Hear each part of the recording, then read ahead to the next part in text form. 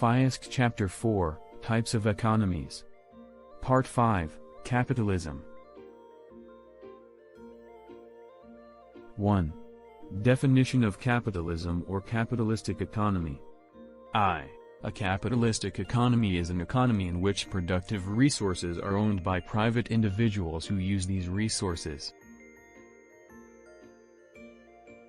to earn profits, and in which the state, government, intervention is minimum so that the economic activities are mostly unplanned and uncoordinated. 2. As capitalistic economy is based on free enterprise with minimum interference by the government, it is also known as free enterprise economy, market economy, or laissez-faire economy. 3. The capitalistic system is the oldest economic system. It is practiced today in a large number of countries like the USA, UK, France, Canada, etc. 2. Features of capitalism or capitalistic economy. Private property. This is the essence of capitalism. This right means that private property such as factories, machines, plants, etc. can be owned by private individuals and companies. The things covered under this right are as follows. Every individual can acquire any amount of property, use and sell the property and productive resources. However, this right is not absolute and unrestricted. There are some government restrictions imposed on it. 2. Right of inheritance. The right of inheritance means that the property owned by an individual can be legally passed on to his legal heirs like sons and daughters. This provides a powerful incentive to the people to save and accumulate wealth. 3. Freedom of enterprise and occupation. Freedom of enterprise means that the private enterprises are free to use their productive resources to produce a product of their own choice. Freedom of occupation implies that the individuals are free to choose an occupation of their choice in accordance with their education, talent, ability and efficiency. They can move from one job to another or from one place to another in search of better opportunities. 4. Freedom of choice for consumers. Consumers are free to buy and consume goods and services of their choice. It is the choices and preferences of the consumers that determine the nature and quantity of goods which are produced in the economy, and hence the consumer is regarded a sovereign or a king in a capitalistic economy. Price mechanism. Price mechanism is the process through which prices of goods and services are determined by the market forces of demand and supply. It is the price mechanism which determines how the available productive resources are used to produce different types of goods and services. Price mechanism is the basic coordinating mechanism in a capitalist economy. Economic activities are coordinated largely through price mechanism. That is why Adam Smith has regarded price mechanism as an invisible hand. Competition. Competition means rivalry between the participants in the market. In a capitalistic economy, there exists a high degree of competition, both in the product market and in the factor market. In the product market, producers compete to sell goods and services. Similarly, in the factor market, the resource owners compete in order to sell their factor services. Competition tends to promote economic efficiency, due to which the goods and services are produced at the lowest possible cost. Factor market such as the labor market ensures that the factor services like labor give their best performance in order to highest possible wages, salaries. 7. Profit motive. Maximization of profits is the sole motive of the producers in a capitalist economy. It is the motivation of carrying out economic activities, and it motivates the producers to undertake production. Allocation of resources is determined by profit motive. Producers would produce more of those goods in the production of which they are able to earn more profits. It also leads to efficient allocation of resources as well. 8. Self-interest.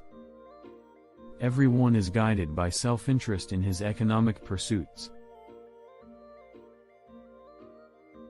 For example, the producers aim at maximization of profits and the laborer tries to get the highest wages for their labor services. Self-interest gives direction and provides orderly behavior of the functioning of the capitalist economy. 9. Minimum government interference. In a capitalistic economy, there is least interference by the government in economic activities and in the working of the market forces. Consumers and producers are, by and large, free to take their independent decisions. Thus, a capitalistic economy is a laissez-faire economy. 3. Merits of capitalism or capitalistic economy. I. Spirit of enterprise.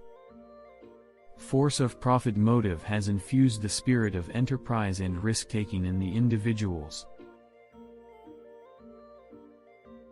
The desire to earn profits has encouraged new entrepreneurial abilities. Producers are motivated to bring improvement in production activities in order to earn profits, and compete with other producers. 2. An incentive for technological progress. Producers have been motivated to develop new techniques of production so as to survive in the face of competition and to earn profits. Competition has encouraged producers to invent new and improved techniques of production and new and improved products. 3. Efficient use of resources. In this economy, efficient individuals are rewarded and inefficient ones are penalized. Producers are under constant pressure to maximize efficiency of resources and to keep the cost to the minimum so as to earn high profits. Similarly, workers are efficient in order to get high wages. 4. Incentive for capital formation. The institution of private property and inheritance encourages savings and investment, which in turn leads to higher income and a high rate of economic growth. The desire to earn profits provides motive for higher investment. V. New consumer goods. The desire to earn profits has motivated the producers to produce a new variety of products. Competition has encouraged them to improve the quality of their products. Vi. Flexibility and adaptability. It has adapted itself to changed conditions and environments by withstanding various strains and pressures like political crises, business cycles and technological changes. It has shown flexibility in adapting itself to large-scale production, new techniques of production and increased regulations by the government. 7. Automatic working. The capitalist economic system operates in an automatic manner. There is no planning body and central agency to take necessary economic decisions. Yet the capitalist economy operates in a smooth and orderly way. It is the impersonal forces of price mechanism which enable the capitalist economy to take all important decisions. Automatic functioning of price mechanism in a capitalist economy helps the producers in solving the basic problems of what to produce, how to produce and for whom to produce. 8. Economic freedom. A capitalist economy is founded on freedom. The restrictions by the government are kept to minimum. There is freedom to consumers and producers, and freedom to save and invest. Freedom to enterprises constitutes the backbone of the capitalist economy. 9. Increase in production and standard of living. Countries like the USA, UK, Japan etc. have experienced a high rate of economic growth by adopting the capitalist economic system.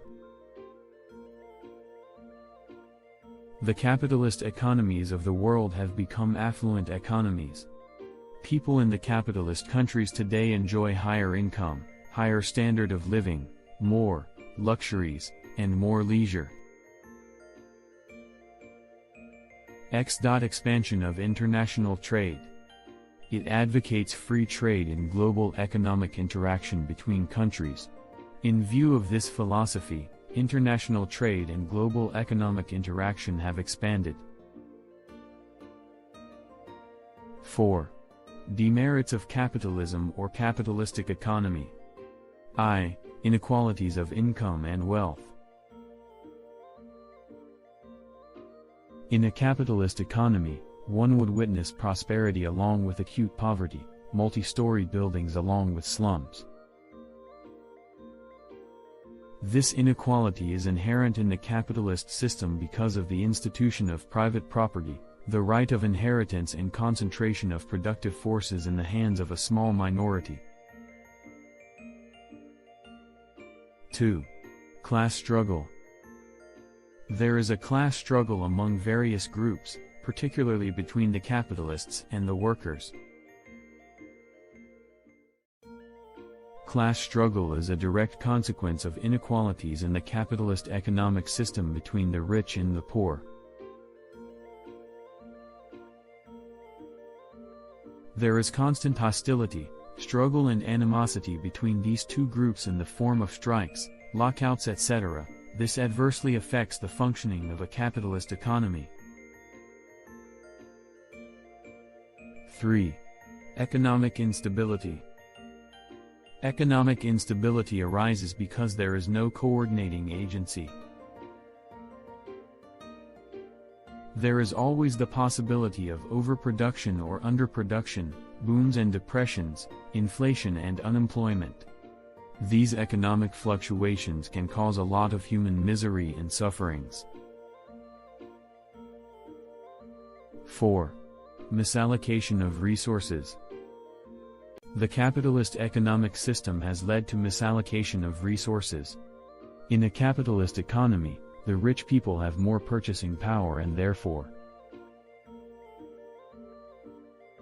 the productive resources are used for the production of luxuries and comforts rather than necessities because the producers earn more profits from the production of luxuries. The production of necessities is neglected. Such an allocation of resources is undesirable from the viewpoint of the society. V. Wastes of capitalist production. The capitalist system of production is responsible for various types of wastes. Some of the wastes are: A. Some of the techniques of production are discarded because of the discovery of new and better types of techniques and the pressure of competition. B. Consumers also discard many consumer goods like cars when new models are manufactured because of status symbol. C. Producers go in for excessive advertisement in order to push up sales. This leads to an increase in the cost of production, the burden of which falls on consumers. D. plant capacity remains underutilized due to cutthroat competition. FYI. Emergence of monopoly power. Capitalist economies at present are characterized by the domination of monopolists. A few giant firms control the production in most industries. Monopolist firms are exploiting the consumers by charging higher prices and by restricting output. They are also responsible for the maldistribution of productive resources and concentration of economic and political power. 7. Neglect of social welfare. A free market will ignore social welfare. A profit-maximizing capitalist firm is likely to ignore negative externalities, such as pollution from production. This can harm living standards. Similarly, a free market economy will underprovide goods with positive externalities, such as health, public transport and education. This leads to an inefficient allocation of resources. Even supporters of capitalism will admit that government provision of certain public goods and public services are essential to maximize the potential of a capitalist society. 8. Domination of economic values. In a capitalist economy, a man's worth and his success in life is judged by his economic success, and this has resulted in the subordination of human, social, moral, religious and cultural values. This has led to numerous personal and family problems such as disruption of family life, increased divorces and suicides and more worries.